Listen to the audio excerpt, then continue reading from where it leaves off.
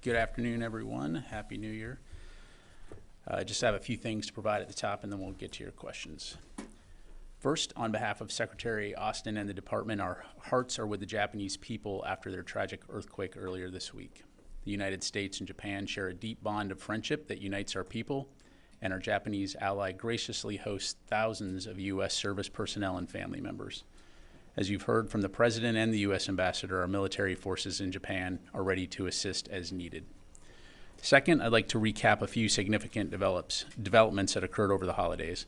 On December 28th, the Offices of Special Trial Counsel reached full operational capability, shifting prosecutorial discretion for 13 serious offenses away from the chain of command.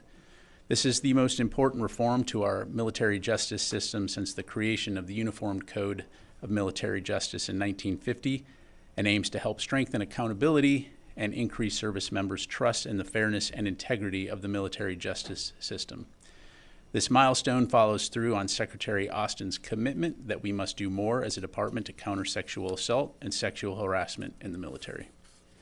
Separately, on January 1st, the U.S. Navy announced that the USS Gerald R. Ford Carrier Strike Group will redeploy from the Eastern Mediterranean to its home port as scheduled to prepare for future deployments. As was highlighted in Navier's press release, we continue to retain extensive U.S. military capability both in the Mediterranean and across the Middle East. This includes the current deployment of the USS Dwight D. Eisenhower Carrier Strike Group to the Middle East, the deployment of additional cruisers and destroyers in the Mediterranean and Middle East, and the recent arrival of the USS Baton and USS Carter Hall in the Eastern Mediterranean Sea. Notably, the USS Baton and USS Carter Hall joined the amphibious transport dock ship USS Mesa Verde and have consolidated as the amphibious ready group in the Eastern Mediterranean along with the embarked 26th Marine Expeditionary Unit. The ARGMU consists of 3 ships, more than 50 aircraft, and approximately 4,000 sailors and Marines that provide sea-based expeditionary forces capable of conducting a wide range of missions in support of our regional deterrence efforts. As we have done since Hamas's brutal terrorist attack on October 7th, DoD will continue to leverage its collective force posture in the region to deter any state or non-state actor from escalating this crisis beyond Gaza. And finally, I can confirm that on January 4 at approximately 12 p.m. Iraq time, U.S. forces took necessary and proportionate action against Mushtaq Jawad Kazim al-Jawari, aka Abu Taqwa, who is a Harakat al-Najuba leader. Abu Taqwa was actively involved in planning and carrying out attacks against American personnel. The strike also killed another Han member. It is important to note that the strike was taken in self-defense, that no civilians were harmed, and that no infrastructure or facilities were struck. With that, I'll be happy to take your questions. We'll start with Associated Press. Tara. Hi, General Ryder. Happy New Year. Happy New Year. I wanted to talk about the warning that the U.S. sent yesterday with allies to the Houthis about not conducting an additional attacks on ships, and then you see just hours later there's an attempted attack with an unmanned surface vehicle on ships in the Red Sea. What are the options for the U.S. at this point? And will those options also include potentially addressing Iran's role in supplying the Houthis with these weapons? Thanks, Tara. So, as you've heard us and others say within the U.S. government, we are approaching this from many different facets to include sanctions, but from a DoD standpoint, of course, working closely with the international community to establish a coalition to help deter Houthi efforts and reassure mariners as they transit this vital seaway in the Red Sea. So we're going to continue to work very hard at that. Deterrence in and of itself, presence is a deterrent in and of itself. And so we expect to continue to see the coalition, the international coalition, grow in support of Operation Prosperity Guardian. As you heard Vice Admiral Cooper, the NAVCENT commander, say earlier today, over 20 nations so far have joined. And again, we continue to expect to continue to see that grow. This is an issue that affects the entire international community. The economic impact, never mind the dangerous, unlawful behavior, is something that we're all taking seriously and that requires collective action. But what sort of options would there be militarily? Because obviously the statement didn't stop the Houthis from sending an armed drone towards ships again today. Yeah, I'll let the statement speak for itself, and I'm not going to speculate or get into hypotheticals about potential future military operations. Jennifer? Pat, I'll come right back to you. Pat, I'd just like to follow up on the January 4th strike targeting Abu Taqwa. What kind of weapon was used? Was it a Hellfire missile? Why now? Is this the beginning of a new campaign to target the leaders? And this group that you've targeted in terms of planning, it's not Kateb Hezbollah, which has been behind a lot of the attacks. Why not?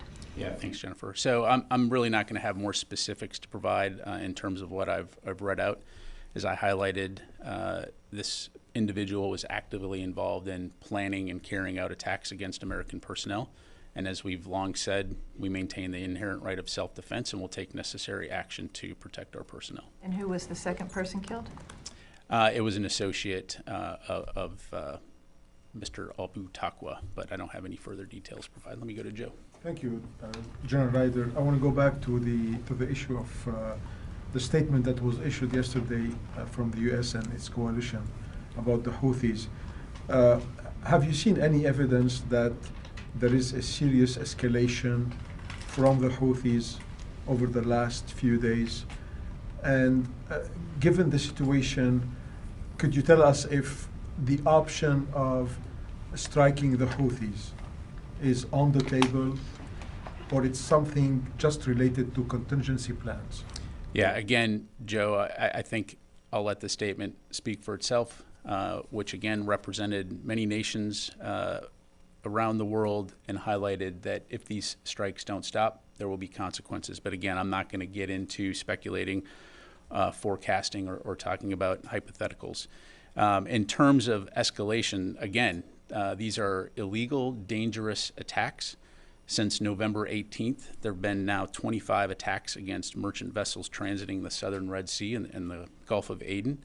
And so we have worked closely with the international community to stand up Operation Prosperity Guardian under the umbrella and leadership of Task Force 153, with the express purpose of deterring this illegal activity through the increased overall presence and also providing assurances to the maritime industry to help safeguard their transiting of that waterway. Oren. A couple follow-up questions on the Iraq strike. You called this a self-defense strike. What attacks was this group, Harakat al-Nujaba, responsible for, and how many? Did you notify the Iraqi government in advance? And given the condemnation of U.S. strikes in Iraq that we've seen in the course of the past couple weeks, do you think the U.S. military presence in Iraq is at risk? Have you seen a tension there? Yeah, thanks, Oren. So again, I'm not going to have any more details to provide as it relates to this particular strike, and in terms of the specific attacks that Han has conducted against U.S. forces in Iraq and Syria. As you well know, you've been following this for a while. Those attacks have continued, putting U.S. forces in danger. And as I just highlighted to Jennifer, we maintain the inherent right of self-defense and will continue to take necessary actions to protect our personnel. How many of the 120 attacks has this Harakat al-Nujaba? I'm not going to get into a breakdown. So as far as your other question, Iraq is an important and valued partner. Our forces are there at the invitation of the government of Iraq to help train and advise in support of the Defeat ISIS mission. And so, as we have been doing all along, we will continue to consult closely with the Iraqi government about the safety and security of U.S. forces. In the meantime, we will continue to stay very focused on that Defeat ISIS mission. Are you able to say whether you notified the Iraqi government in advance? I'm not going to get into diplomatic discussions. Carla? Thank you. Two questions actually. First, on the Red Sea operation. So Vice Admiral Cooper and you have both said that this is a defensive operation. Why is this a defensive operation? Why is this not an offensive operation? Why is the U.S. and the international coalition either unwilling or unable to target launching areas inside of Yemen? So the express purpose of Operation Prosperity Guardian, again, under the Coalition Maritime Forces, is a coalition of the willing. And so this particular operation is a defensive operation focused on helping to reassure commercial vessels as they transit the Red Sea, and also helping to safeguard the lives of mariners who are sailing those ships. And so it's as simple as that. Why? Should I interpret that as some of the coalition did not want this to be offensive? Is that fair to say? Carla, so again, countries are going to be willing to participate in various efforts focused on very specific operational goals. And again, Operation Prosperity Guardian is a defensive coalition focused on safeguarding the commercial vessels transiting the Red Sea and the Gulf of Aden. So that's the mission. Now, again, I'm not going to get into hypotheticals or speculate about what individual countries may or may not do as it relates to their security or the collective security. But again, for OPG, this is a defensive coalition. Thanks. And then separately on Let me go to one of your colleagues. One follow up on ATACMS and then I'm done. There's a Newsweek story out there that says that there's ATACMS up for destruction, the expired ATACMS, U.S. ATACMS, that would be a significant expense to American taxpayers, according to one former advisor to Ukraine's lead commander. Is this true? Are there a bunch of ATACMS, expired ATACMS, set to be destroyed? And if that is true, why would they not be going to Ukraine? Yeah, so I've seen those press reports. We looked into this, and it is not true. Those reports are false. Fadi. I have two separate topics. First, on the strike in Iraq against Abu Taqwa Harakat al-Nujaba. Last week, as you said, the U.S. forces are inside Iraq at the request of the Iraqi government. However, Mr. al-Sudani, Iraqi Prime Minister, has rejected any actions from U.S. forces outside the parameters of advising and assisting Iraqi forces. And he said the Iraqi government is headed toward ending the presence of the international coalition inside Iraq.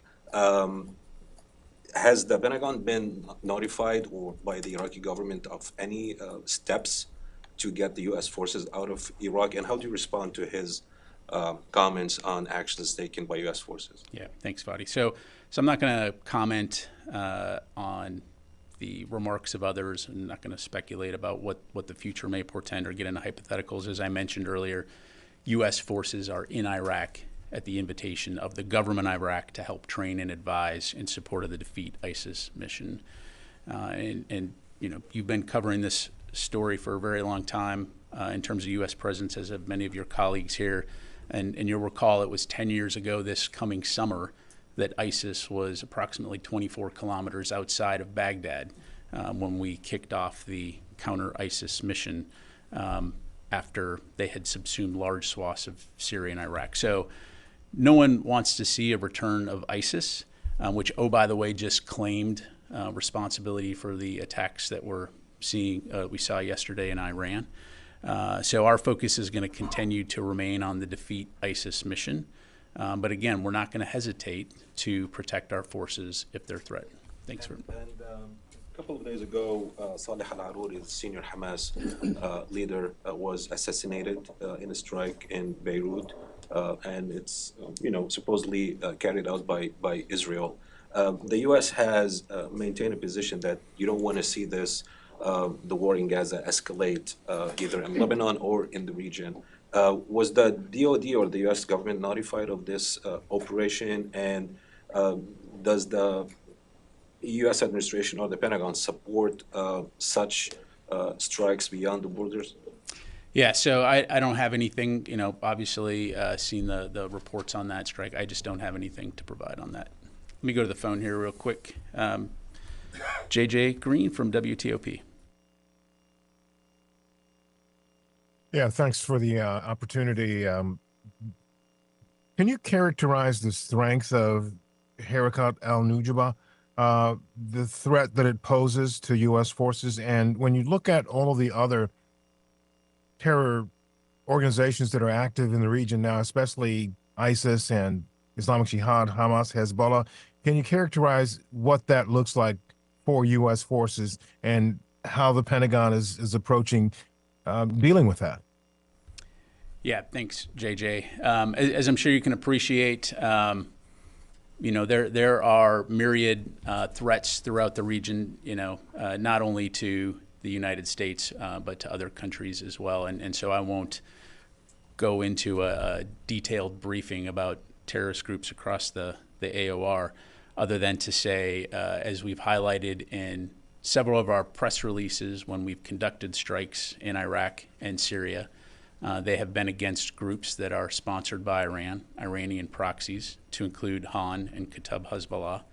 And so those forces have represented a threat to our forces. And again, we maintain the inherent right of self-defense, and will take necessary actions to protect our forces. And that will continue to remain our focus, as well as doing the mission which we're there to do, which is to help defeat ISIS. Thank you. All right, let me do one more from the phone here. Jeff Shogel, Task and Purpose. Thank you, and thanks to the audio folks for getting my mic to work. I just wanted to double check the person killed in Baghdad. I've seen his name spelled differently. I've seen it Al-Saidi. I just want to make sure we're talking about the same guy. And also, this person was a commander in the Popular Mobilization Forces. Was this also an attack on Iraqi security forces? Thank you. Thanks, Jeff. Again, I'm not going to have anything to provide beyond what I've spelled out for you. And this was a strike against a member of Han, the terrorist group that I've highlighted, the Iranian proxy group. Thank you. Tony. Ukraine questions. One of the things you didn't highlight in your recap was the December 27th Presidential Drawdown Authority, Package 54. Is that the last package the U.S. can give Ukraine until Congress approves a supplemental? Yeah, thanks, Tony. As you heard us say as we went into the holidays here, we have no more replenishment funds, and so right now I'm not anticipating any new PDA announcements in terms of new capabilities, which is why we will continue to work closely with Congress and urge them to pass the supplemental. F-16s to Ukraine. What's the latest in terms of when they would finally show up there? Sure. I don't have any specific dates to provide. That training does continue in Arizona, as you know. That again, depending on the skill level of the pilot, that can range from 5 to 8 months, and so I would expect sometime later this year we'll start to see those pilots graduate, but I don't have any specifics for you. One Huey question. There's this talk about military strikes. What would they be striking? What would they be striking? Are these mobile missile units that the Houthis have, or are they fixed sites the U.S. knows about and you're deciding what to do? Yeah, thanks, Tony. I appreciate the question, but again, I'm just not going to get into hypotheticals or speculate or forecast any potential future operations. Thanks. Nancy. I want to go back to some of the comments you made earlier about the strike in Iraq. As you know, earlier today, the Pentagon was unwilling to talk publicly about the strike, and now you're telling us you can't tell us the threat that demanded a self-defense strike. And can you help me understand why the U.S. can't provide basic information about a strike that it conducted in an allied nation's territory? Is this the expectation going forward, that you'll conduct self-defense strikes, but we won't know why you're doing them? Yeah, so I appreciate the question, Nancy. I would take exception at the characterization. First of all, I'm here briefing you on the record about the strike, and if I can finish answering the question that you asked me.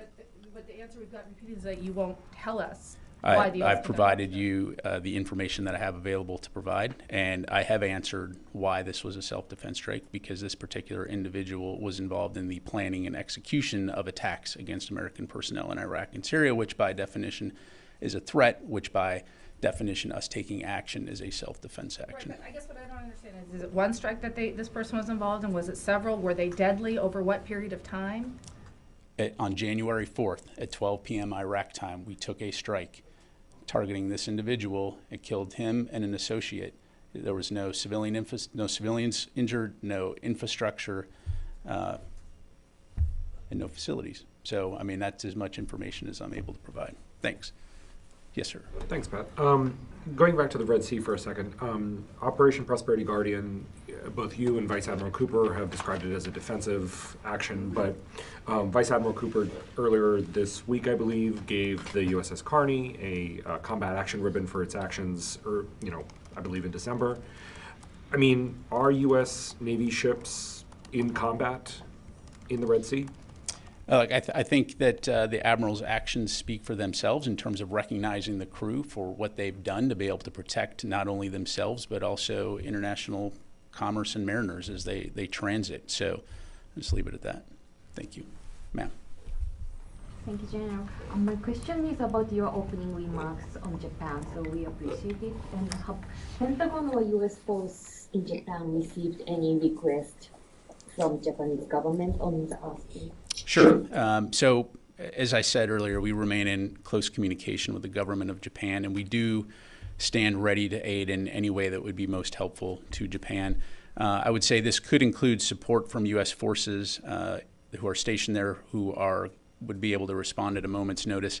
At this time, I'm not able to go in any specific details, but of course we'll keep you updated on what that could look like should we receive any specific requests. Thank you very much. Jane. Thank you, General. Happy New Year. Happy New Year. Okay. Recently, Chinese President Xi Jinping declared that he would eventually unify Taiwan, and President Putin also designated Korean Peninsula and Taiwan as conflict risk areas this year. And also North Korea's leader Kim Jong-un declared that he was ready for nuclear war against the United States and South Korea. What is the Pentagon's position on this war crisis? Yeah, so we're going to continue to stay very focused on working with our allies and our partners in the region to ensure that regional security, stability, and prosperity are the main focus. No one wants to see conflict in that region, and so that will continue to be our focus. Do you think nuclear war can be suppressed through U.S. extended deterrence? I believe that U.S. extended deterrence will continue to help contribute directly towards regional security and stability. Let me go back to the phone here. Howard Altman.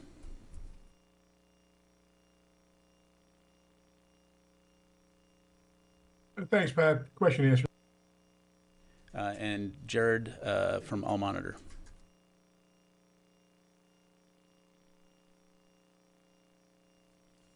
My question has also been answered. Thank you. Take a few more. Chris? On the airstrike in Iraq, I understand your comments on the rationale, but to be very direct, did this U.S. airstrike violate the agreement U.S. forces and the coalition has with the Iraqi government? The U.S. always maintains the inherent right of self-defense if our forces are threatened. And again, we'll continue to communicate, as we have been all along, closely with our Iraqi partners when it comes to the safety and security of our forces in Iraq. Ro. Yeah, thank you.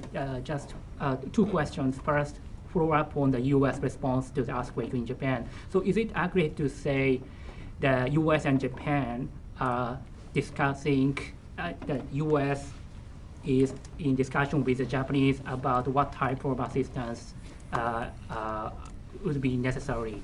Yeah, so as I understand it, U.S. Forces Japan is in regular contact with the government of Japan to discuss how we might help should assistance be requested. But I'd refer you to USFJ for any further details. Yeah. On the second question, China appointed a new defense minister in late December. So has the Pentagon requested the first engagement between the secretary and the new defense minister after his appointment? Yeah, so we continue to be in communication with the PRC at the working level about the sequencing of upcoming engagements, and certainly we'll share more when we have more to announce. We continue to believe that sustained communication between our two countries is important in order to prevent miscalculation and mitigate potential risk. Thank you very much. Tom. Thanks, Pat. And, you know, at the end of the year, they cleared up all the holds on the military promotions. Are there any delays, holds, or otherwise of civilian nominees for key DoD positions that are still remaining? There are some individuals that continue to be delayed, and again, we'll continue to work. Do you have a rough number on that, please? We can get that for you. Thanks very much. Ma'am. Thank you. I have two quick Osprey-related questions. The House Committee on Oversight and Accountability sent a letter to Secretary Austin last month and asked to provide documents and information about the Osprey program safety and performance by today. Has the DoD responded to the request, and does the committee's investigation affect U.S. military's decision on when to resume Osprey flights? Yeah, thanks very much. So the Department of Defense commits to working cooperatively with the committee to accommodate its requests, and will work diligently to provide additional information as soon as possible. I don't have any further details to provide beyond that at this point. Thanks very much. We've got time for a few more. Yes, sir. Yeah, thank you, General. The Iraqi Prime Minister's office statement says that Abu Taqwa, or this attack, was an attack on the Iraqi security entity that is operating within the powers authorized by the Commander-in-Chief of the Armed Forces. Does that concern you at all, that there are some elements and people that operating under the Iraqi Prime Minister authorities, and they are planning and are masterminding to attack the U.S. forces in Iraq? Again, look, Iraq is an important and valued partner. We work very closely with the Iraqi security forces, as part of CJTF OIR, and have had a relationship with the Iraqi security forces for many years, supporting training and advising their counterterrorism efforts. And so we will continue to work closely with our Iraqi partners. We do know that the Iraqi security forces have continued to assist in identifying, in some cases, where these Iranian proxies have conducted attacks against U.S. forces, and we are very appreciative of that support. And so, this is an important partner to us, and we'll continue to lean into that relationship. He also said that this will undermine the previously established understanding between the Iraqi armed forces and the coalition forces. Do you have the same concern? Again, I think I responded to that question earlier. I'm not going to comment on the remarks of others. Thanks very much. Time for just a couple more. We'll go here and then here. Thank you, General. The recent attacks by the militant groups in Iraq on U.S. forces seem to be more accurate than before. The recent target, a U.S. base in Erbil, injured 3 U.S. service members, and one more attack in Kurdish Peshmerga forces. So aren't you concerned that these militia groups have now more sophisticated weapons that can target U.S. forces? So to date, we continue to see the one-way attack drones and rockets. Again, over the course of these, largely ineffectual, but to your point, they continue to remain very dangerous, which is why we will respond seriously to any threat of our forces. We do not seek any broader conflict with Iran. We don't seek conflict with these groups, but we're not going to stand aside and allow our forces to be threatened without ensuring that we're properly protecting them. Yes, sir. You mentioned replenishment money is out. How much is left in PDA for Ukraine? Right now, we've got roughly $4.2 billion in restored PDA authority. But again, the replenishment funds are expended. Jennifer. Just to be clear, Harakat al-Nujba, is it considered to receive funding and support from Iran, or is it simply an Iraqi-based Shia militia? This is an Iranian proxy group. Just leave it at that. Tara. Just one off of Jennifer's. Is this group part of the PMF? Look, the Han group is a Iranian proxy group that has been targeting U.S. forces, and so again, we took appropriate and proportionate action. Thank you. Part of the Iraqi PMF forces? I don't have an answer to that question. Okay, but, the other one that I was going to ask is Ukraine. With the $4.2 billion, because there's no replenishment money, does that mean that money is essentially untouchable? Like you can't dip into the So that is the authority to spend funds, again, without having the replenishment funds in order to actually replenish our own funds. It's the authority to spend, but not necessarily the funds available. Thus, we need the supplemental from Congress. Okay, so you don't actually have $4.2 billion in. We have the authority to spend that from available funds, but wouldn't have the ability to replenish the stocks by taking money out or taking stuff out of our inventory. So in practical terms, that means that's not We're out money of you can money. use. Okay. Right. Last question, Fadi. I just want to revisit the Iraq. I mean, on the one hand, you say that Iraq is an important ally. You talk about how the U.S. presence is at the request of the Iraqi government. When the Iraqi government is saying, no, you cannot take military actions inside Iraq because this is a breach of the agreement about advising and supporting the security forces, you refuse to comment. Is there a disagreement between the Pentagon and Iraqi government about the situation in Iraq vis-a-vis U.S. forces? Look, again, I'll be very clear. U.S. forces are in Iraq at the invitation of the government of Iraq, and they're there for one reason, which is to support the Defeat ISIS mission. We'll continue to work very closely with our Iraqi partners when it comes to the safety and security of our forces. When those forces are threatened, just like we would anywhere else in the world, we will maintain the inherent right of self-defense to protect our forces. And so again, this was a necessary and proportionate action against this particular individual who was personally involved in the planning and execution of attacks against American personnel. Thank you very much, everybody. Appreciate it.